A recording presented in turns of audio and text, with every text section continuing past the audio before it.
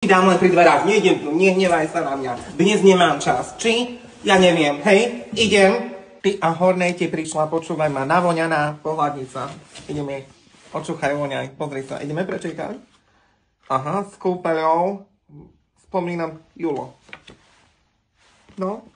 To je furt píše. 2 mesiace, čo 2 mesiace, vieš? A ja prídem ku nej, sadnem si ku nej, počúvaj ma to furt, počujem iba Julo, ona ti nevie na ňo zabudnúť. Muža má koľké roky, ja neviem, a furt o tom Julovi, a vrejme, ale to ty mi nehovorí, ja nie som reku pošta pre teba, ja nie som taká Katka, ja som iná Katka, no. Len vieš čo, ja fakt robím psychológa, terapeuta, psychiatra, sociálneho pracovníka, všetko. Jedna žena, jedna poštárka, na čo som stroj, alebo čo? Víš, ale ja mám tiež taká dobrá duša, ja zase aj pokecam aj s tými starými ľuďmi, aj všetko, vieš, čiže...